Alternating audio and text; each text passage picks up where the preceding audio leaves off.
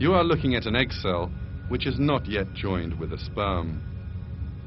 The genetic data of the sperm and the egg are side by side.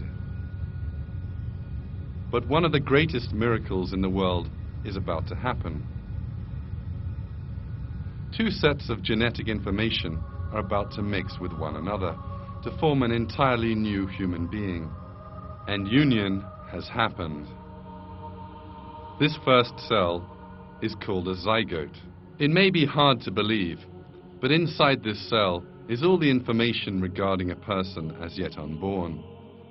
The unborn baby's eyes, complexion and hair color, the shape of his face, and all his other physical features are encoded here.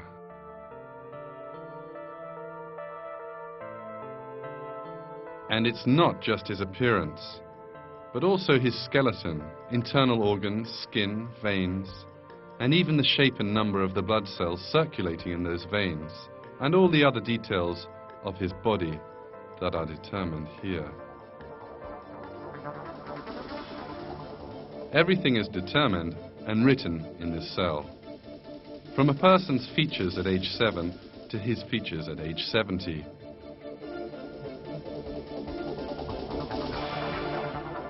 Shortly after fertilization, the cell will perform another very surprising action.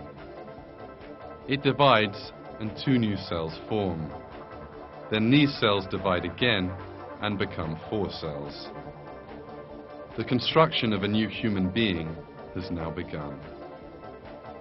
But why does the cell decide to divide? Why does it have the task of building a new human being? Who gave the cell the knowledge to build a new person? These questions lead us to the existence of God, possessor of infinite intelligence and power, who created us, the world, the human being in that world, the cell in that human being, and the entire universe around it.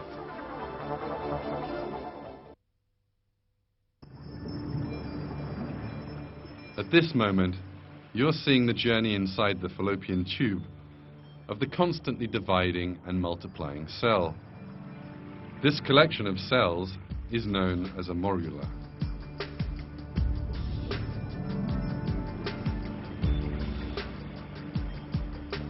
As the cell cluster divides and multiplies, another astonishing thing happens. Some cells start to grow different to others. The old cells gather in the center, and these are surrounded with the new cells, which are growing into a different kind of cell.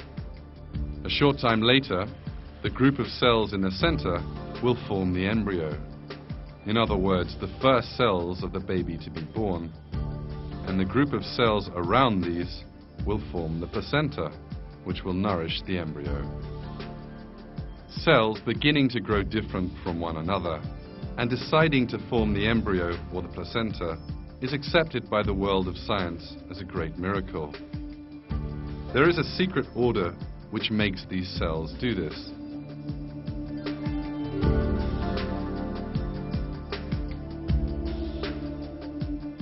About 4 days after fertilization, the dividing cells reach an area specially prepared for them, that is to say, the mother's womb. In order not to be expelled from the body, they have to cling on to the womb. However, the newly forming embryo is a round cluster of similar cells. It has no special hook or extension to enable it to cling on anywhere. So how does it stick to the wall of the womb?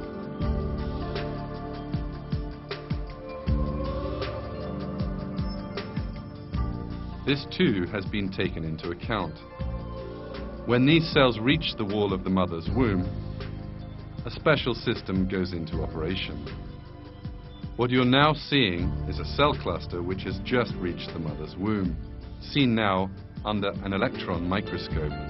The cells on the very outside give off a special enzyme which dissolves the womb wall.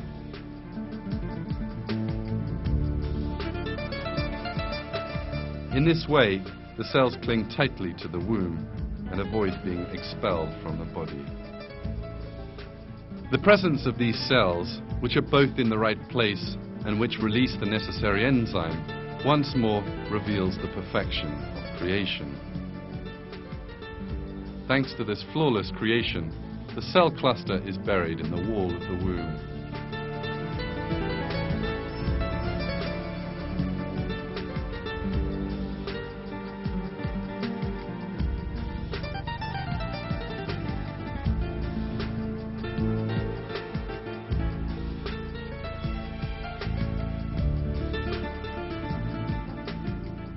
This new living creature, which sticks to the womb and begins to grow, is now known as an embryo. This truth, discovered by modern science, revealed an important miracle of the Quran. In the Quran, God uses the term alaq to refer to the first phase in the mother's womb. Read in the name of your Lord, who created. He created man from alaq. Read, and your Lord is most honorable. Alaq, in Arabic, means a thing which holds on to somewhere. The word is even used in describing certain parasites which stick to the skin and suck blood.